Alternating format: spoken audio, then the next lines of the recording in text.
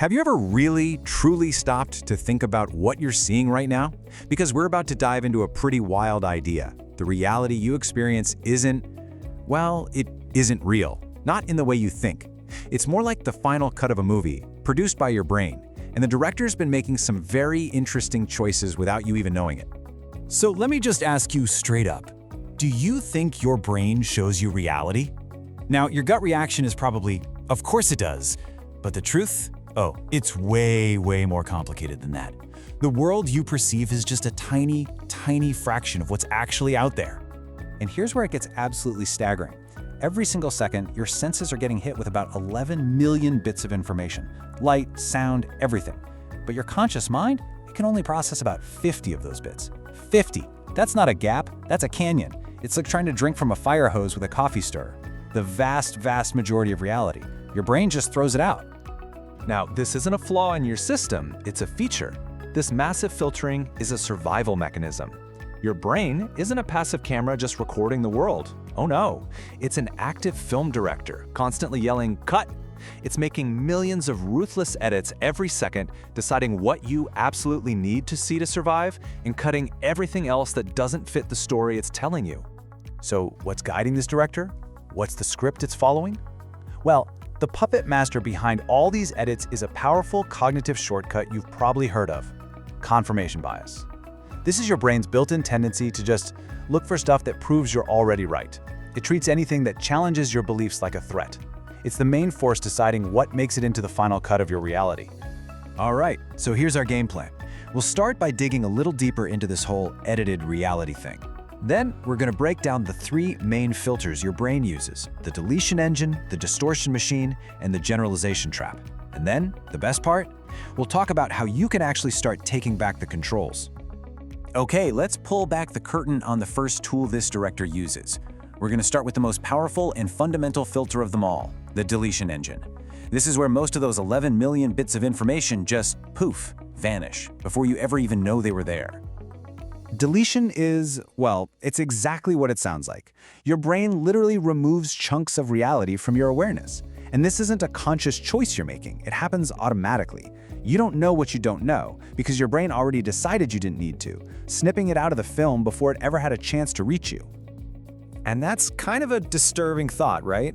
Your brain is essentially lying to you all the time. Not because it's malicious, but just as a matter of function. It's editing out any detail it thinks is unimportant for upholding what you already believe. This means you are constantly operating with incomplete data without ever even realizing it. So here's how this plays out in the real world. You ever leave a meeting thinking, wow, that went great, only to find out your colleague thought it was a total disaster? You were in the same room, you heard the same words, but your brains deleted completely different pieces of information. You're both totally convinced you're right because you're both working from a completely different, heavily edited script. So how in the world do you catch this sneaky editor at work? Well, you can start by listening for absolute words in your own thinking. Words like always or never. Those are huge red flags for deletion. Actively ask yourself, okay, what details might I be totally overlooking here? Deliberately look for evidence that challenges your first impression, and start paying attention to the things you consistently seem to forget or ignore.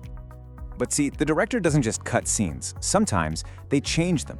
So if deletion is about what gets removed from the film, our next filter, distortion, is about altering what's left. Welcome to your brain's very own special effects department, where things can get pretty weird. Distortion doesn't just get rid of information, it actively twists and rewrites it to match what you expect to see. Your internal map of the world becomes more important than the actual world itself. The raw, objective facts get a little spin, a bit of creative flair before they ever reach your conscious mind. Okay, here's a perfect everyday example. You walk into a dark room, and for a split second, your heart just pounds because the coat hanging on the door looks like a person, right? Your brain didn't delete the coat. It took the raw data, a dark shape, and distorted it into a threat based on your fears and expectations. That's distortion, right there. And you know, our own language gives this away all the time. When you find yourself thinking, he thinks I'm incompetent, you're not a mind reader, you're distorting. When you say, his attitude makes me angry, you're creating a cause and effect link that might not actually exist.